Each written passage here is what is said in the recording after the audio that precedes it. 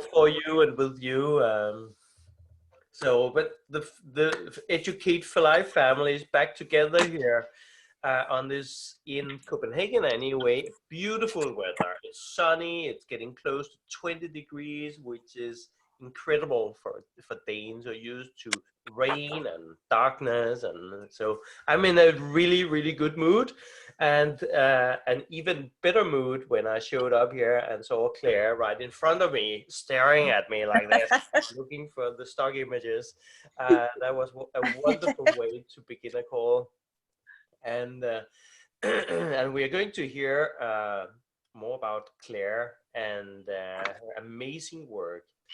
And I just, with everybody's permission, I'll just share my screen for a short period of time to set some context also for why I'm so excited about this conversation, Claire. And there are obviously many reasons for that, but let me show some a practical kind of reason for it. I'm just taking everybody for a second into the Educate for Life website, which is really homemade, as everybody can see. Lots of stock images of kids of all ages. And this particular page is the lifespan page. We are really about educating for life, but also lifelong learning, and seeing how can we transition human beings of any age into a lifelong learning journey, right? Whatever that means and whatever that includes for the individual and whatever is relevant for the individual. And we are right now running another 10-week EXO sprint where we are building these exponential organizations. And those are the principles that we are working on to actually tap into abundance rather than scarcity, an abundance of learning, an abundance of students, and an abundance of teachers and everything else, rather than scarcity where you can only have so many activities going on, or you have to follow certain rules or certain systems. And in this sprint, we have several sprint teams working on new ideas, new initiatives. And that's all very exciting. We're not talking more about that in this call, but some of them are focusing on adulthood. How do we do this for adults and adults of any age, really, whatever their background and professional situation is. And we are also doing it for kids from about 8-10 years old to about 15 years old. And we had a conversation recently about, hey, we should actually cover the whole lifespan at some point in time, but we are not, and we are not really offering anything at this point to kids below 8. And then, you know, Claire came up on our radar, and Claire is doing that. Claire is doing something actually very exciting, which we'll hear about on this call for the infants and the younger parts of our populations, and that is very exciting for me to learn about. Your experiences, your personal journey, your professional journey with this, and discuss some of your experiences from making this happen and making families adopt this. It's probably not straightforward. I guess if it would be the first thing I came across that was straightforward. So looking forward to learn more about that as well. So I'll stop sharing my screen. No more screen sharing from my part on this call. And really welcome you, Claire, to our community call here. Thank you, and thank you, Crystal, for organising it. You've been amazing for finding me and making me actually communicate with it. I got lost in the noise for a minute there. So Lars, shall I start with who I am and where I came from and how I got to where I'm doing? I think that would be fantastic. Let's get to know Claire a little bit better, and then we can explore all the other rabbit holes that we might find interesting. Fine. Yeah, over to So you, Claire. Who's Claire? thank you. So I'm Clare Stead. I am a mum of three, which I wouldn't normally start a professional discussion with, but actually in this context, it's really important. I'm a primary school teacher and I'm trained from 3 to 8, and I've taught across the whole age range, and ultimately then taught adults how to teach younger children. And then I fell into a thing that didn't have a name then, but then later got called e-learning, in 2002. So I was a very early adopter of the system, and I was looking at building, when I was education researcher, I was looking at trying to find best practice, and I was working in the UK at that point. But looking for best practice in schools in England and Wales and Scotland, to then see how we could maneuver that into other schools and make change and impact. And in those days, the kids that people were interested in was the gifted and talented children, and everybody else, well, bad luck. But unfortunately, that's not what interests me and never has been. For me, it's those children who arrive at school and don't thrive, the ones who should, and for whatever reason, maybe their behavior gets in their way, or maybe they don't have the focus, the concentration, or the system just doesn't suit them, but they don't fit and they're not succeeding at the level they should. And as far as I'm concerned, gifted and talented children will teach themselves regardless of how good the teachers are. So the ones that have always excited me are the ones that are under the table barking like a dog, and doing everything but avoiding work, because I've always believed that every child wants to be successful, and so no child is choosing to fail, and therefore the system is failing them. And so those children are the ones who, for me, have really excited my interest as an educator. As a school child, I initially was incredibly successful, and then I wasn't. And I limped from failure to failure to failure, and ultimately got told to go and be, well, my school put on my university application, she'll make a nice wife because she can cook. That's a bit damning when you're applying to university. Oh my God. Yeah, shocking really. But anyway, I got through university and I trained to be this teacher, and I wanted to be a teacher because I knew that if I could do it, I'd make a good teacher because I understood failure. Yeah. And so I taught in the classroom for probably 15, 20 years, and then became this education researcher and was advising government on curriculum and working with governments across the world on building e-learning content that didn't have a name then, but it was called learning objects, and building student voice and student portals, and the very early days of just meandering through this space that is e-learning. I think at this point we hadn't even got smart boards into classrooms, so it was very early. Yeah. And then my husband announced that we would move to Zambia. I say announced. He announced? Yes, I say announced. Mm-hmm. Announced. So I had a choice, either to go or not go. Yeah. So I went, and I took the children, and they were 2 and 4, and I was still working for the UK research company, and I came back to the UK to run an international conference. And on the way back, I got on the plane, and there was this completely geeky sort of looking man who fascinated me.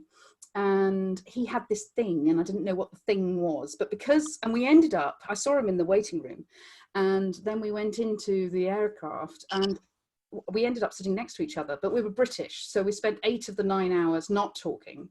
And then in the final hour, I said to him, "What is that thing?" And he said, "Oh, I'm glad you asked. It's an e-reader," which, for those of you who are slightly younger than me, that's a Kindle. And it had just arrived from America. And we discussed it, and it turned out he had the biggest internet service provider in Zambia. and he was looking to change the way education took place in Africa. And I said to him, what are you going to do? He told me, and clearly I should not play poker. Because he then said, you wouldn't do it that way, would you? I said, no. And he asked me what I would do. And he then asked me to come and work for him. So I spent the next 15 years putting the whole of primary education on a tablet for African kids to get international standard education, but trying to move from rote learning to inquiry-based active learning and getting children really engaging with learning. And this was, the aim was to reach the hard to reach children in the bush, and to use tablets that were preloaded, didn't use the internet.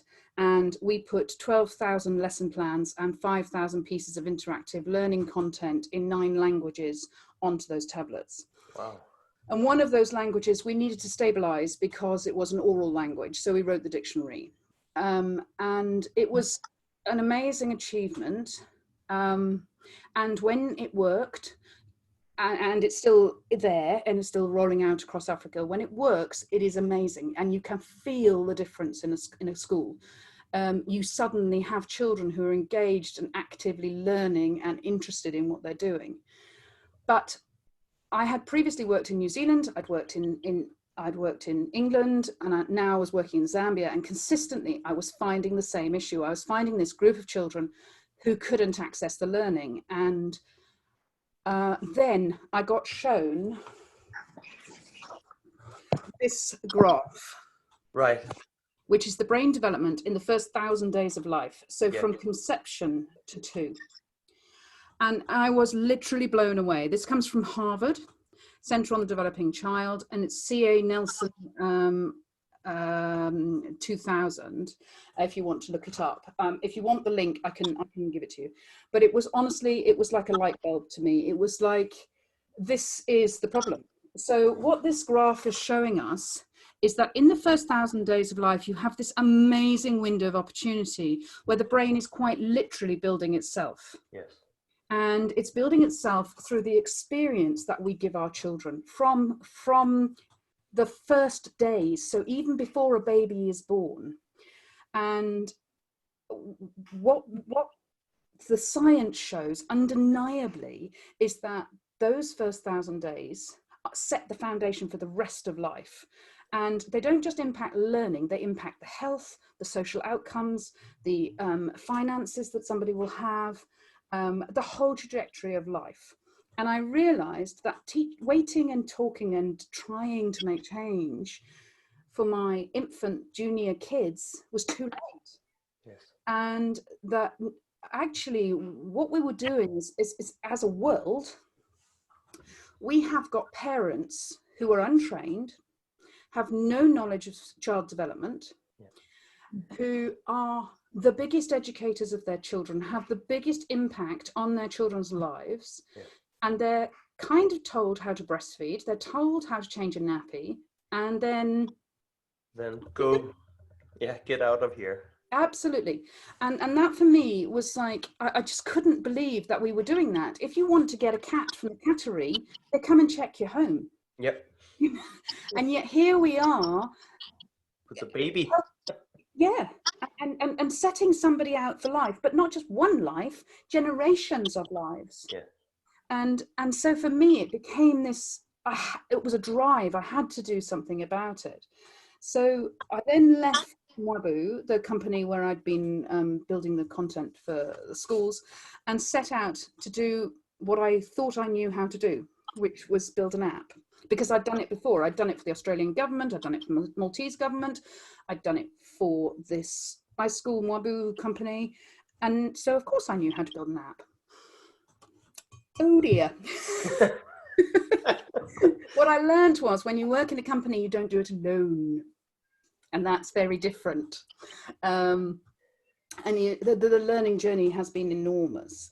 And so, but what I have now done is I have built an app for parents in the first 1,000 days of life. So it starts from the first day of conception and goes through currently to 2. And it has a daily activity, and the activities tell parents very simple things to do. For example, it might be something along the lines of singing Three Blind Mice. So something they're already doing. And that is absolutely fundamentally important, because if we go back to that failing child, we know that when that failing child is given success, no matter how small, success breeds success. And so with those parents, if you already were doing that sort of activity, you think, maybe I'm not so bad. Yeah. And then the app tells them why they are doing that activity and what learning is going to come from the activity that they do. So if we take the instance of Three Blind Mice and we say, well, this particular time you're singing Three Blind Mice, what you're looking actually at is the threeness of three and the conservation of number. And as you sing Three Blind Mice, you are putting your fingers up to sing Three Blind Mice. But you're not always doing three like this. Sometimes you do three like this, and sometimes you do, I can't even do it, three like this. Yeah. And then when you go to the supermarket, you point out 3 apples, and you go to on a walk and you find 3 ducks. What you're doing is you're doing conservation of number. And then if you go further along in the app, it will tell you how that relates to school and future life, and how that cements your learning. And then there's the science behind it and the research that shows the parent why what they're doing is such a great idea. And then finally in the app, it shows you the area of learning that you have developed, the areas of learning you have developed by doing that activity. So in singing Three Blind Mice, you would have been developing their musical skills, you would have been developing their hearing, their focus, their numerical understanding, you would have been developing language, and all of those things are building to the child's development, which also, as a byproduct, which I didn't really think about when I was doing it, builds parental self-efficacy, which is your belief in your capability as a parent. And it turns out that parental self-efficacy is one of the most important things that you can do for parents and children's mental well-being. And if you have high parental self-efficacy, you have low maternal and paternal postnatal depression, for example, you have high academic outcomes, you have better home learning environments. In fact, what you're doing is setting this amazing foundation for learning. And I hadn't realized that the app was going to be doing that, but the parents kept feeding back, you know, I've had the app 3 days and I feel more confident than I have done in the last 3 months. And it's that sort of thing that has driven me and actually got the researchers excited, because a number of universities now want to get involved. The health visitors are looking at it as a means of preventing families going from their universal criteria to their sort of more at-risk families, because it's scaffolding and supporting the learning. And because it's written by teachers, the activities build on each other. So skill on skill, even though they're absolutely minute skill, they are building the child's capability, but while building the child's capability, you're also building the parental capability. And in so doing, you're setting a foundation for the rest of the life for that child. And if I tell you some startling facts, that a child who arrives at school at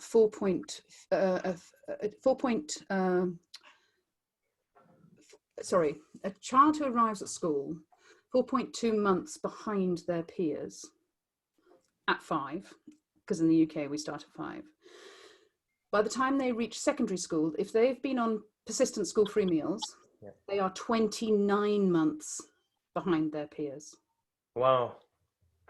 So by the time they come to do their public exams, they are 2 years behind everybody else. And around the world, we take reading tests at 7, don't we, on average? Sorry, can I quickly interrupt? I just didn't understand why were they behind. It was because of those that are behind. It's those that have parents that are less educated or in a lower social economic group. Was that the reason? It's probably more likely that the child hasn't had the experiential, the experiences at home that will have grounded them and developed the brain synapses and connection that the activities that the app is focused on is giving parents to do. And so because they haven't had that interaction and play, you haven't built the connections and the development. That doesn't always come with socio-economic differences. Right. Because we have actually got two parents that I'm concerned about, two types of parents. We have our normal at-risk families that every country has, the ones that the social workers will be interested in, the health visitors will be interested in. But for me, we have a second group that I don't think has been noticed yet.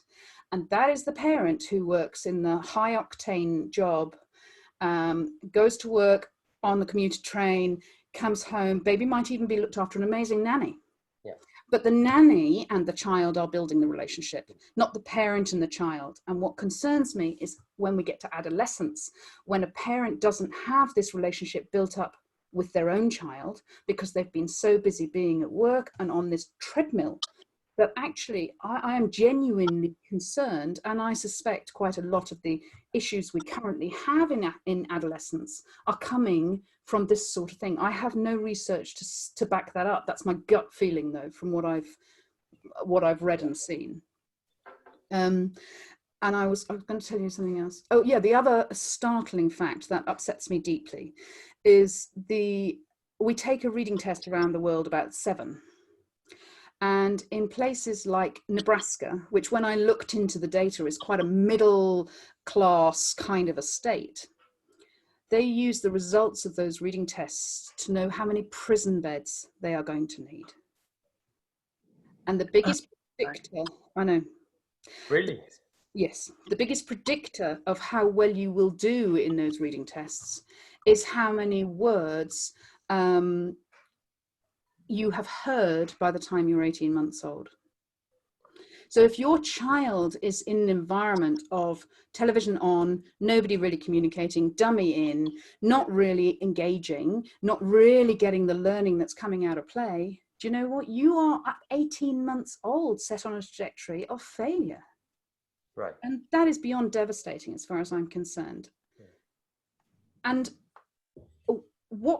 what will happen to that relationship? Nothing else. Just let's look at the parental-child relationship that is not formed in an amazing bond. It grieves me. And therefore, that's why I then went away and I built this app, because if we can help parents build that confidence in their capabilities and ground it in some form of solid research backed learning, they then understand their child. They've built a foundation of communication with their child.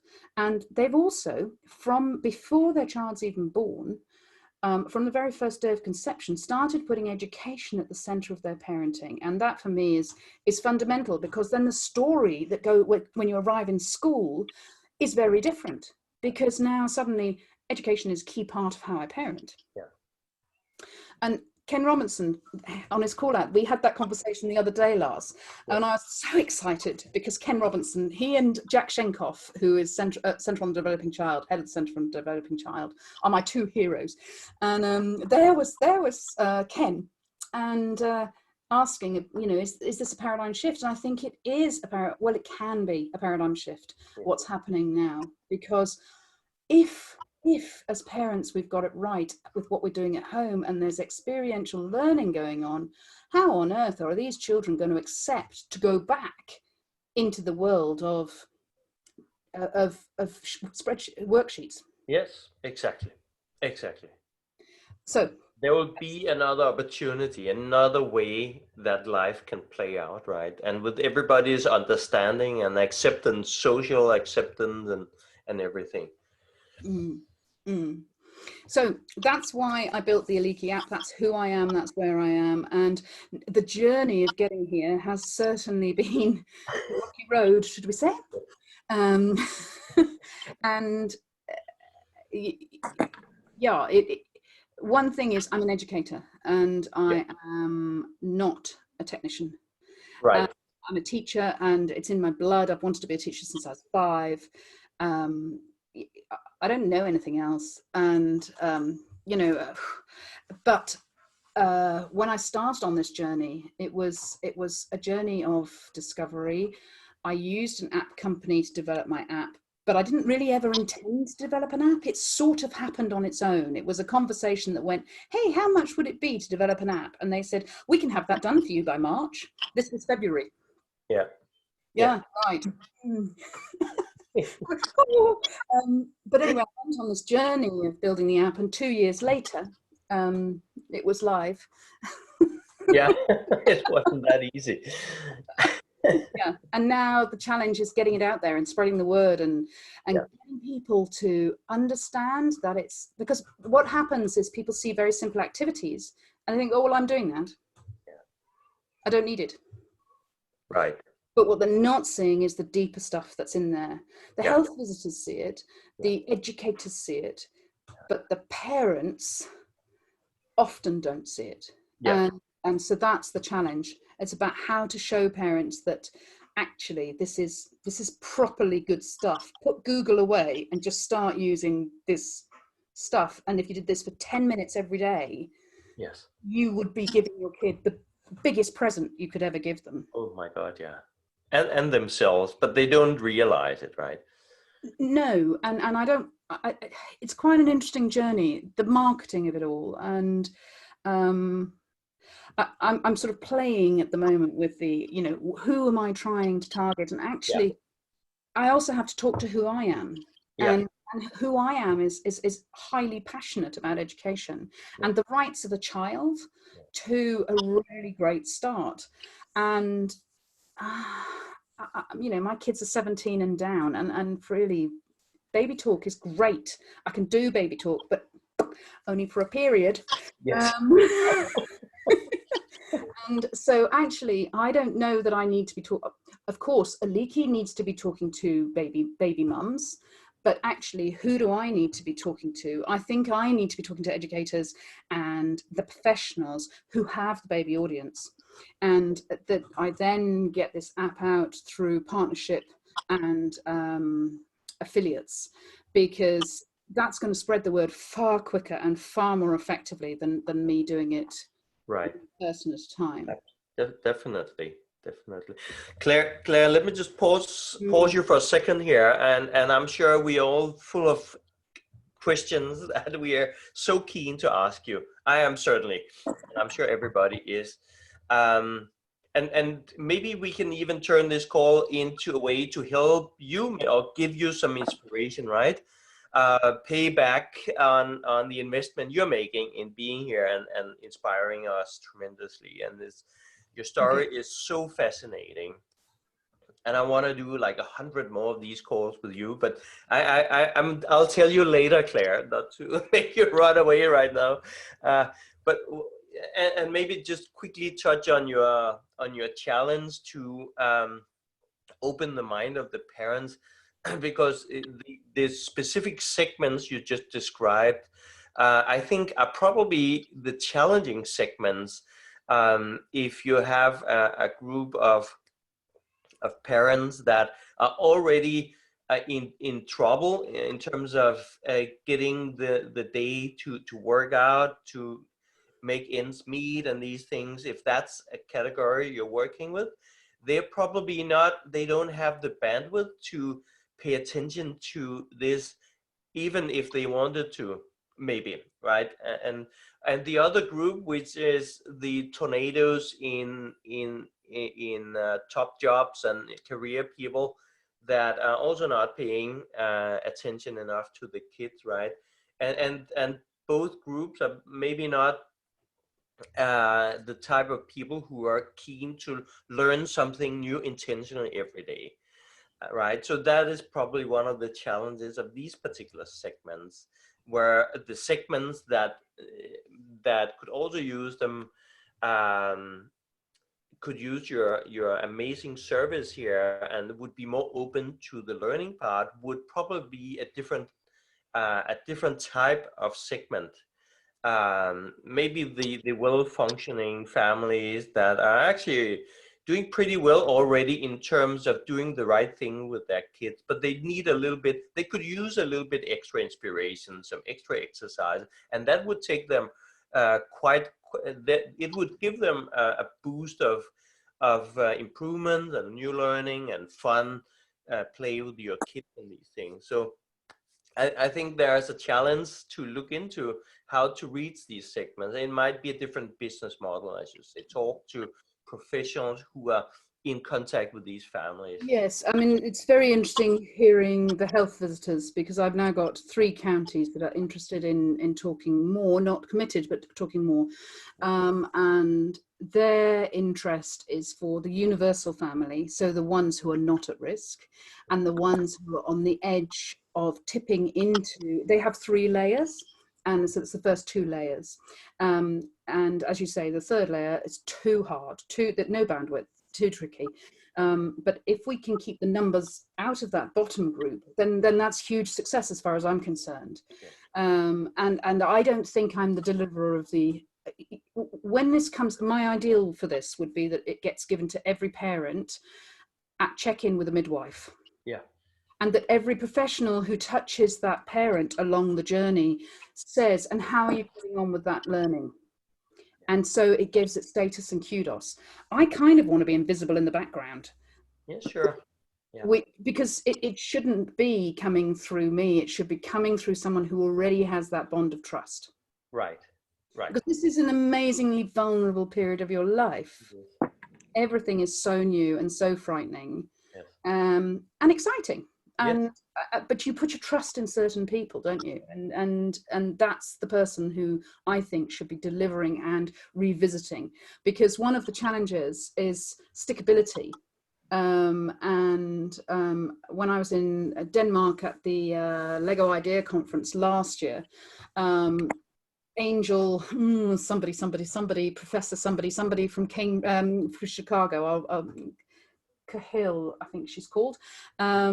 She was saying about stickability and how to make apps sticky, and one of the things is about communication. And she was talking about some reading that she'd done with some fathers, and I'll put her name in the chat later.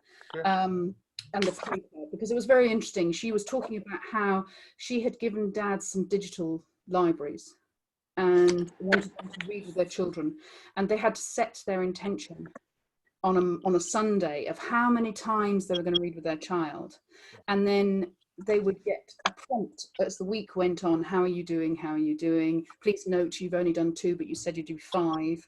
And then they got a social sticker at the end of the week, and that made it something like 3 times more sticky than phenomenal. So it's building those things into the app, which will come, but haven't come yet, because as always, money is the right. That little tricky thing. Yes. Okay. So that's very exciting and great input to what others also on this call and in our sprint could consider in terms of maybe gamifying, in terms of adding those small but important features that helps us, a little nudge, a little follow up, a little a fun fact or something else, right?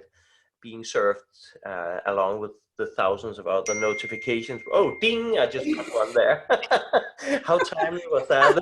That was quite funny. But actually, one of the things that's also quite interesting is some of the feedback I've had from my parents is that they don't want my app to do anything other than it does.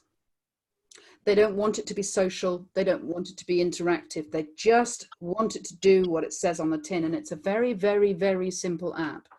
And I think in a way, the temptation is to continually keep complicating what we create, when actually the simplicity is where the beauty often is.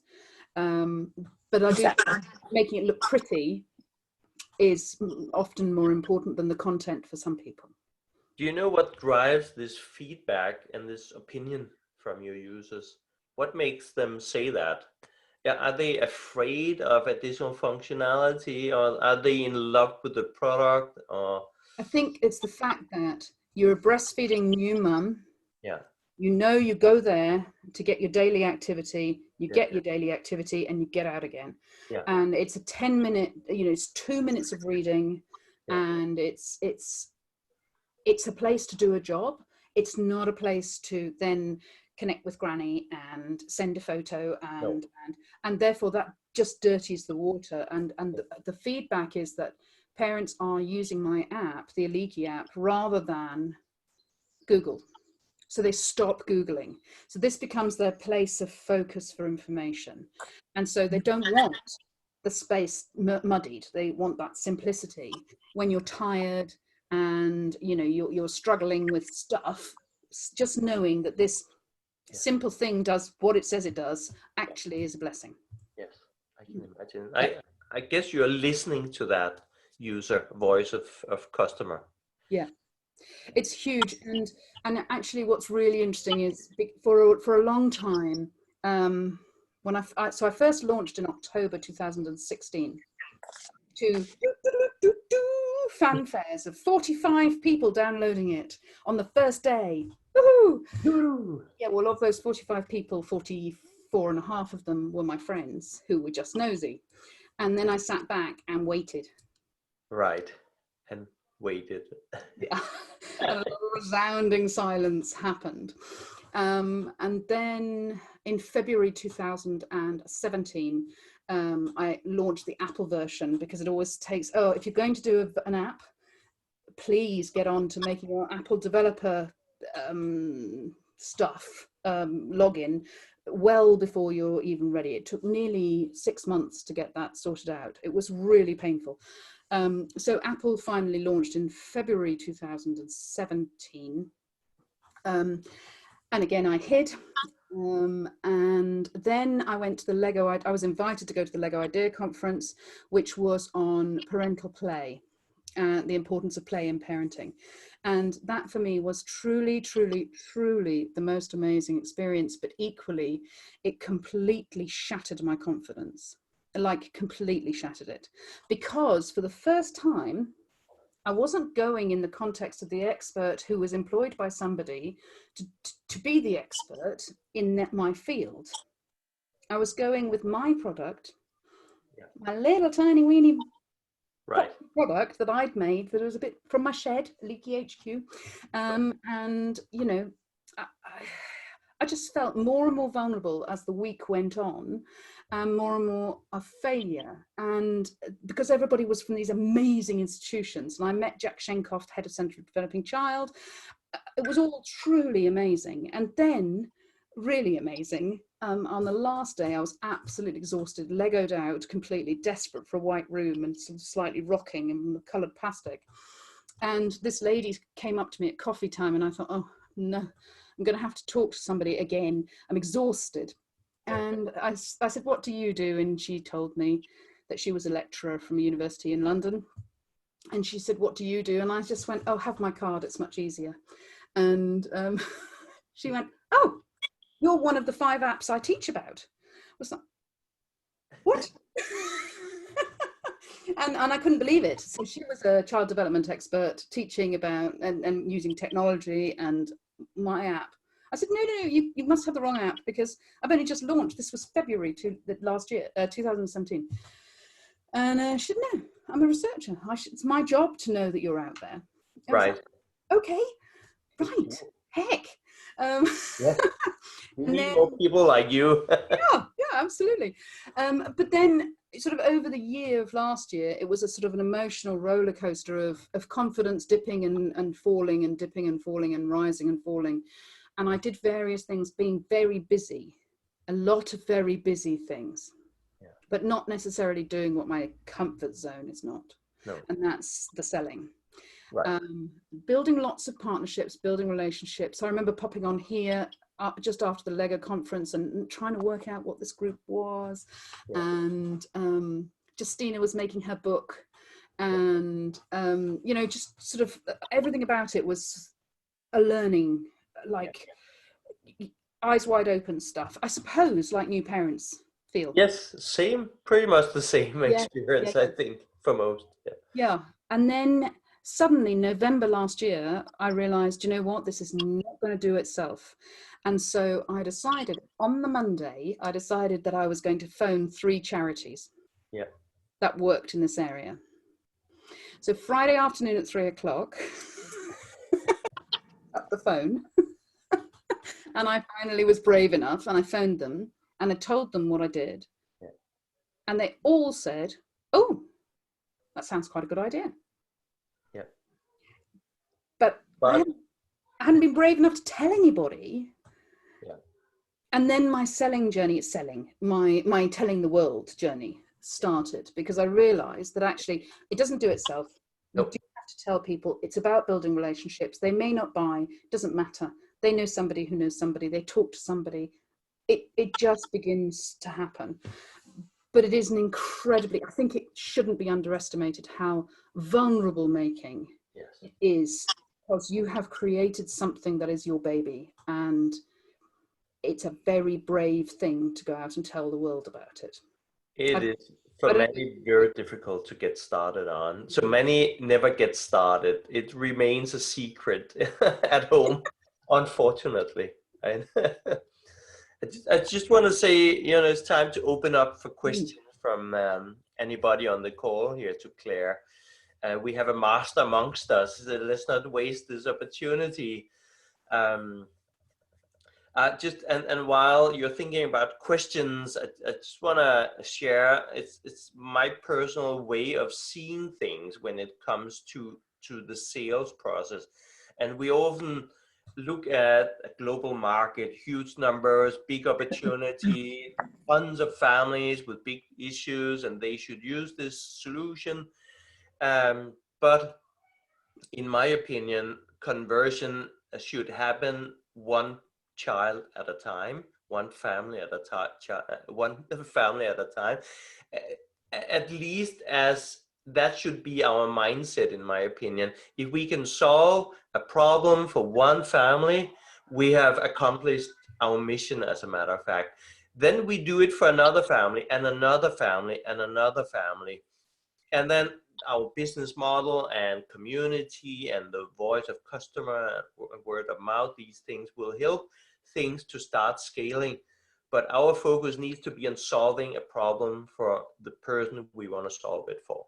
That, as founders, that is our mission. And then when the ball starts rolling, then we shift our focus to the scaling part. But only that's really interesting, Lars, because what that means is you succeeded in the first sale. That's it. You've done it. Yeah. And that then changes that mindset, because you've been really successful. Yeah.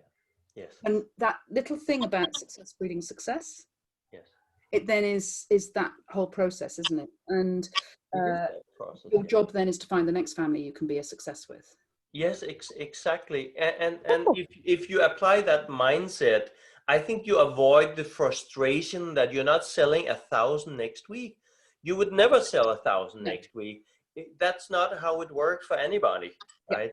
Yeah. But once you have helped 1,000 or 10,000 families, and the first 1,000 families takes several years very often, we just need to set those expectations with ourselves as well.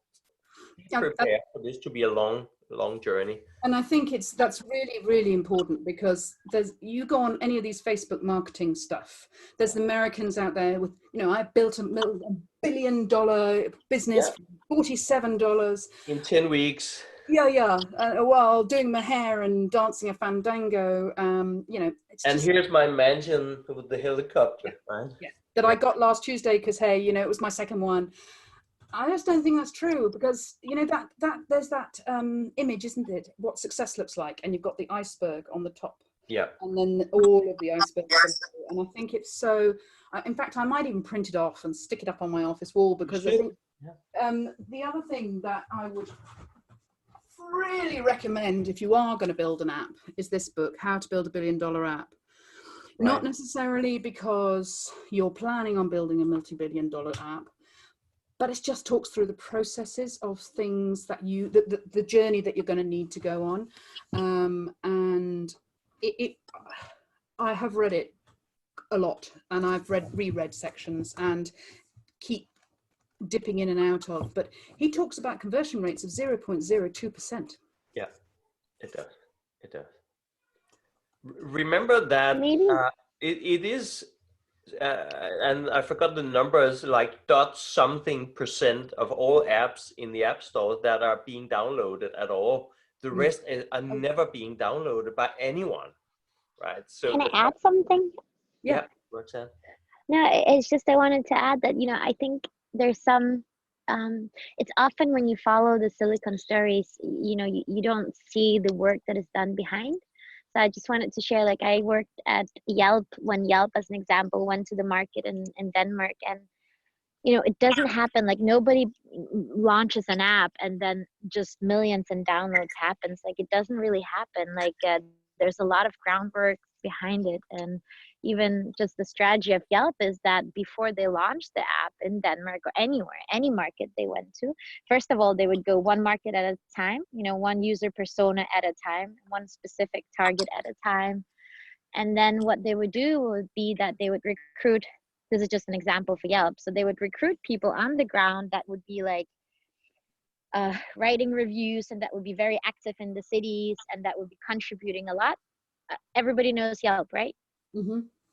Yeah, so it's just an app where you can basically rank and rate restaurants and figure out about them. And so when they actually launched the application, there were already a lot of users, and they've been already working with these influencers that had also a high influencing rank, or whatever you could call it.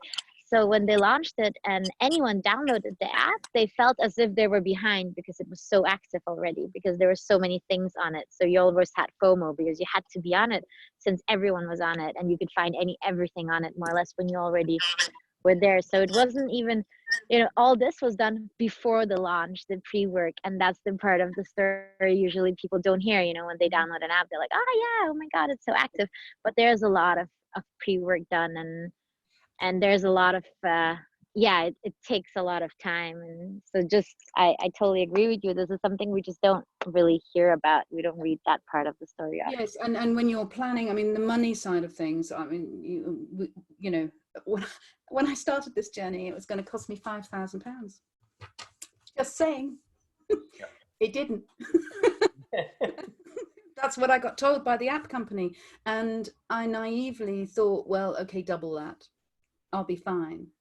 And what Roxanne's just said, that will have cost them thousands and thousands of dollars to do that.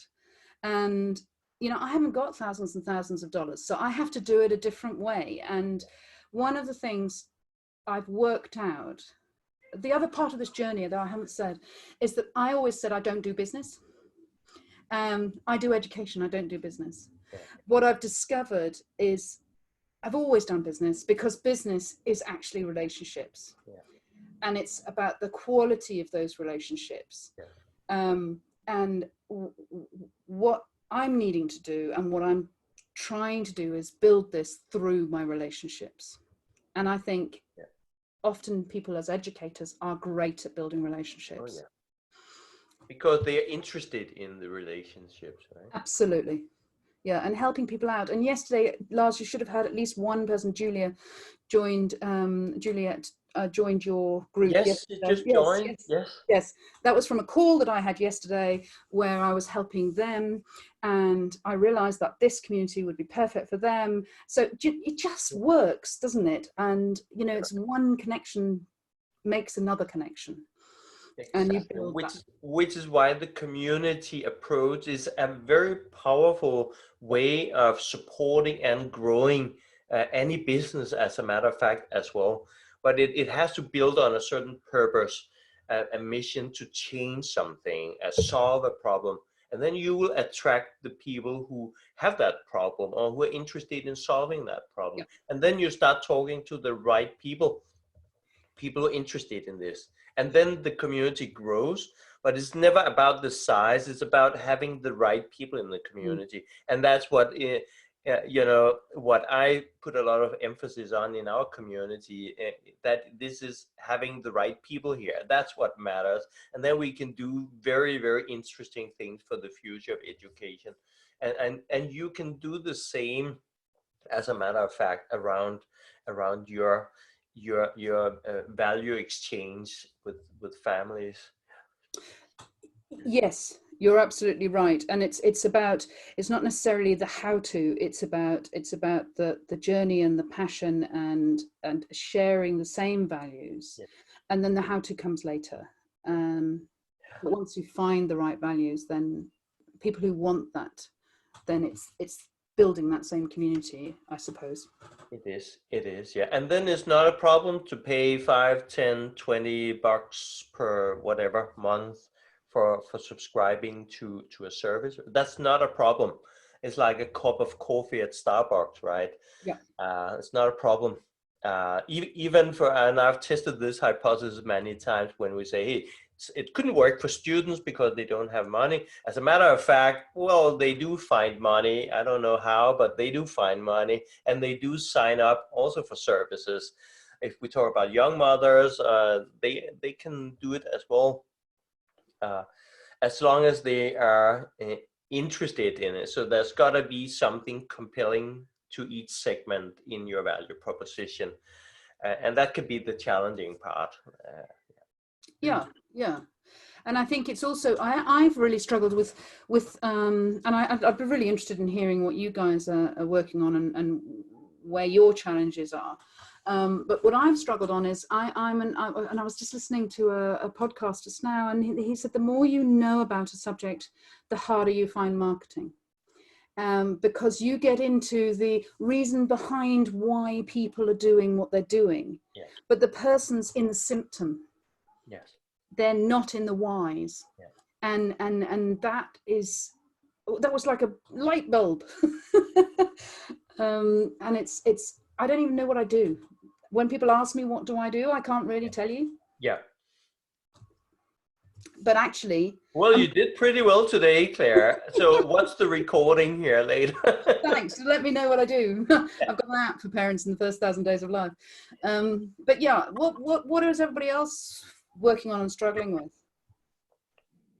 Let's do a quick round here. Who wants to Well, share? I have a couple of questions first. Is that all right? So do you have a tagline that goes with this, like why Oliiki?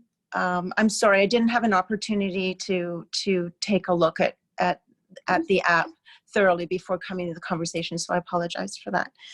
And you of course have like a one page. Yeah. And okay.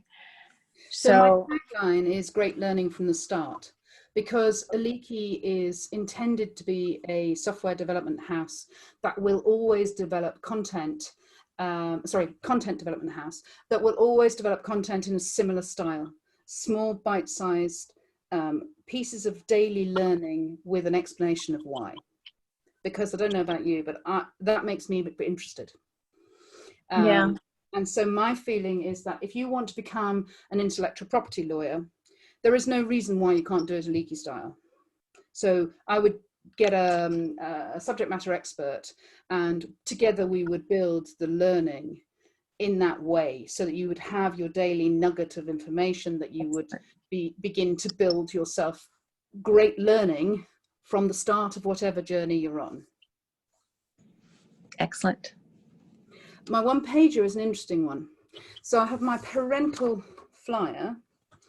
I then have my business, because businesses are potentially interested in this as an HR gift on paternity and maternity, an announcement.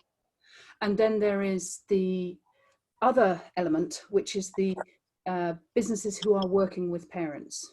Mm-hmm. And that's the one pager that I don't currently have, but would need to be, is needed to be created.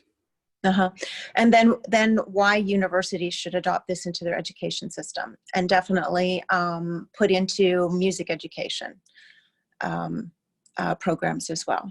How and why that would fit together and would complement what music educators are doing today, because music educators are right at the heart of, in the programs or in the schools where they exist, they're right at the heart of every student.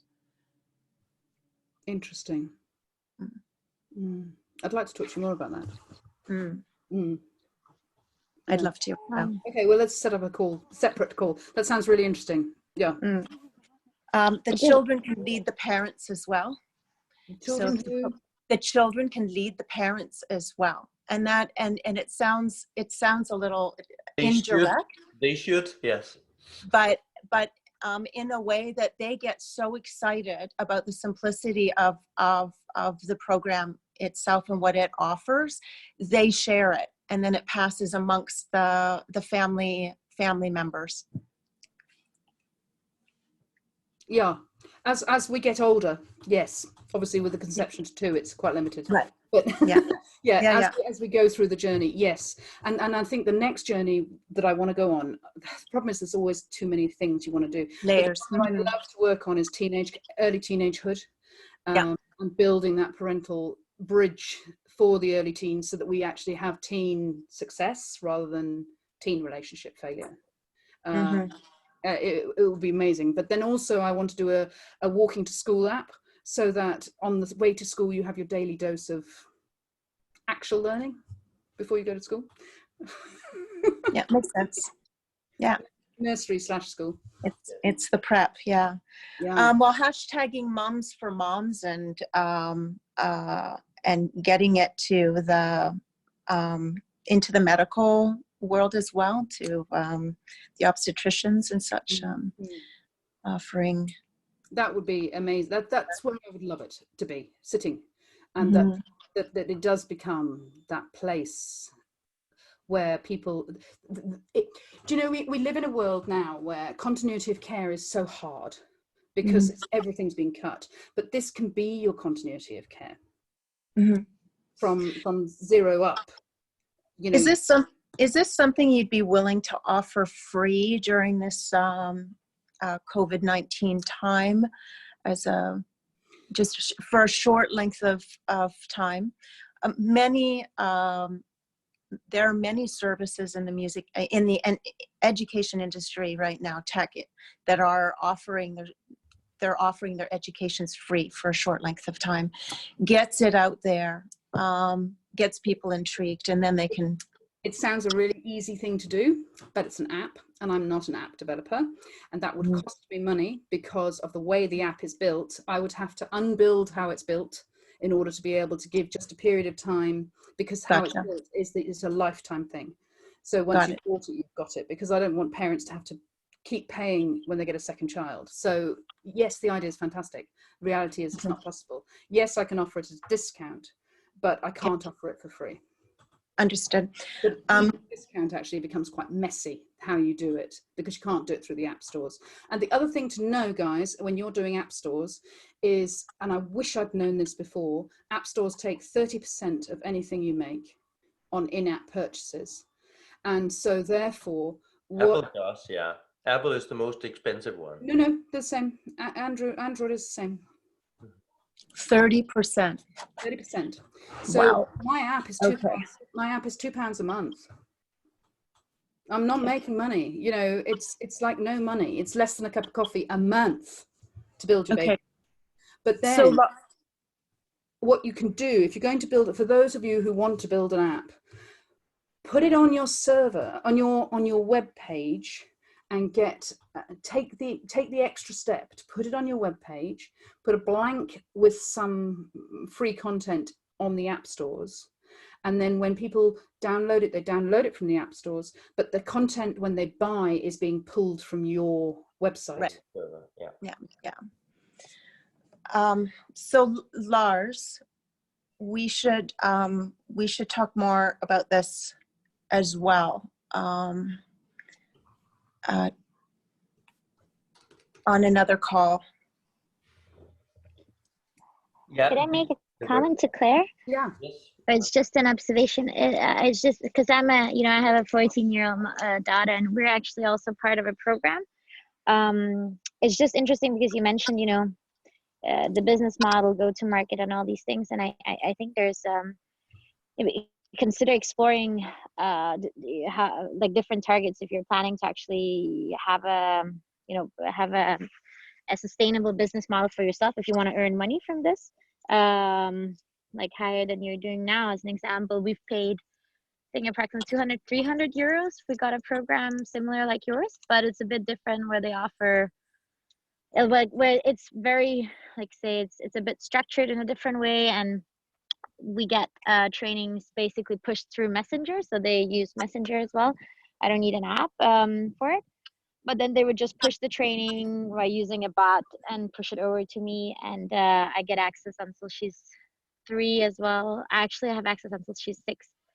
And then they do also like lots of different materials, but it's just as an example. So I think if you have different personas that you're targeting, some moms that are, you know, in different stages, they would be willing to even pay more than those £40 and invest more if I know that, you know, that I'm getting what I'm getting is really benefiting my child. Because I think depending of where you are, there would be different moms would be willing to invest different types of and able to invest different stuff according to their reality. So it's just as an example. So like someone like me probably would be up for paying even more if I'm seeing the value that I'm getting out of this.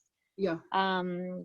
So maybe that could help you, and also targeting different groups and then having a different type of model to catering to different personas. That was just a thought, food for thought. It's a brilliant thought. Thank you. I really appreciate it. Actually, one of the things that I have started earlier this year was taking the feedback from parents about being more confident while using the app, was developing a confident parenting program that would be exactly that. It would be like a webinar training on, you know, your role as a parent and how to be that confident parent. But the problem is that actually that doesn't speak to my inner heart. What I want to be talking about is how to be a parent who's, I don't even know how to say it. It's kind of pushing education from the beginning, but I don't want to say pushing education, putting a parent education at the center of their parenting.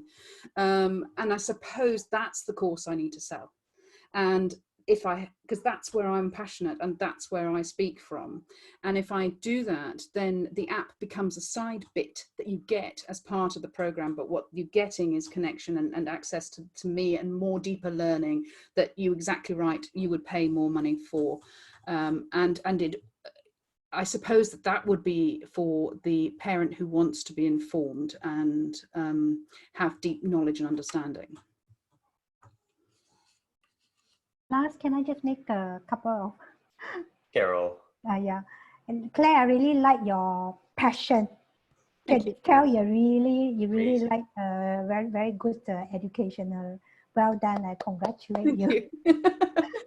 And I also like that initially you wanted to target the parents who are maybe higher risk in terms of at lower income bracket, where some of them, I'm not sure, maybe in the UK, they can read and write.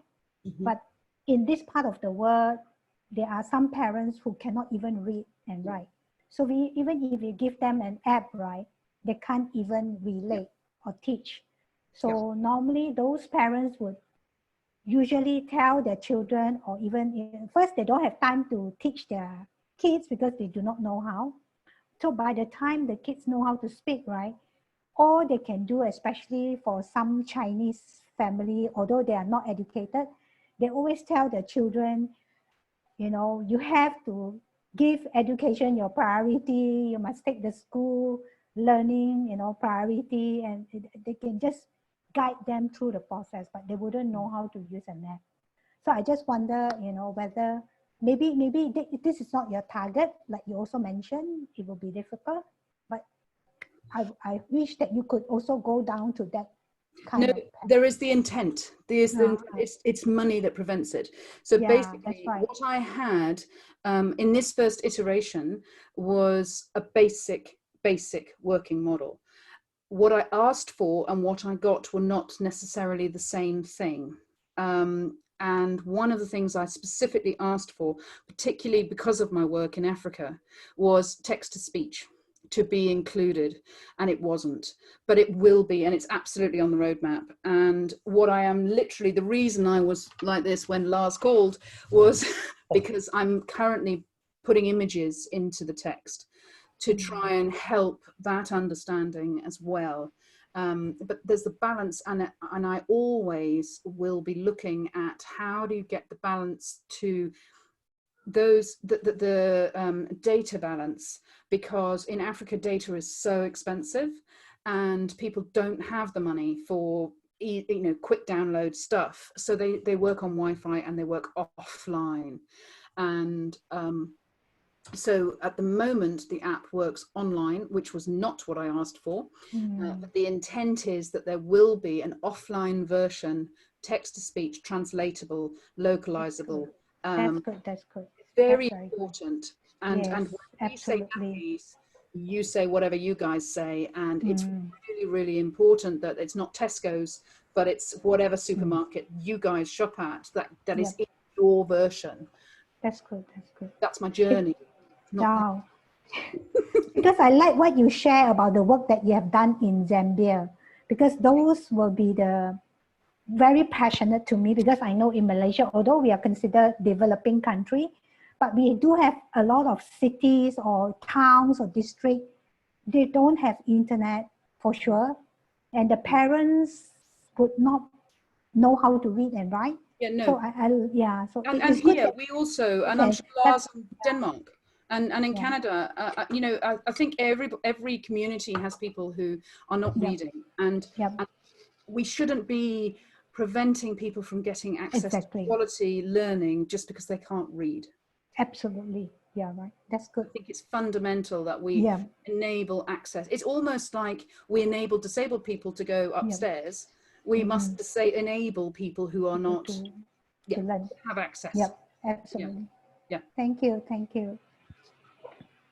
Claire, Do you have advocates for and role modeling, like videos of families in engaging?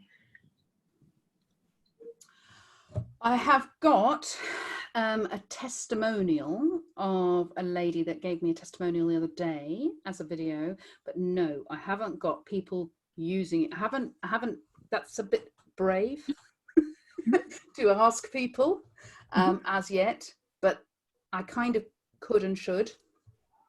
But it's interesting how I have actually found it quite challenging. I asked people if they would send me photographs of their babies doing the activities, not video. And people don't want to share their babies' photos. So some don't, but there are quite a few who do. So we just have to find those. It's a case of finding them and being brave enough to ask. Yeah, I don't have a problem with that, doing that part, so I can support you with that. Yeah, and in these days when at home moms and families are looking for a way to earn money, perhaps in the business model, in the framework of the business model, those who become the advocates and are role modeling it online for others to learn just vicariously rather than reading it, that they benefit from it. Yeah. Okay. That works. I mean, it's very much the model that I think it should be. I don't think that I think the advocate model and the affiliate model is absolutely the way to build this, because it's a community, ultimately, what we're building. And it's almost saying, well, Lars has done what he's done on Mighty Networks with Educate for Life, but it's almost sort of Oliiki for life, and sort of building people who want to be part of the journey of the family, and so we start with 0 to 2, but then the journey develops with people's needs and wants. Right. Look forward to speaking later. Excellent. Thank you so much, Claire, for accepting and then coming with the community for this very interesting talk. And then I see that like what you have shared, it was so beautiful. The purpose is so beautiful, and then it fits so well with the community actually. yeah, like we're gonna build like from the infants, right? And then like till the middle adulthood.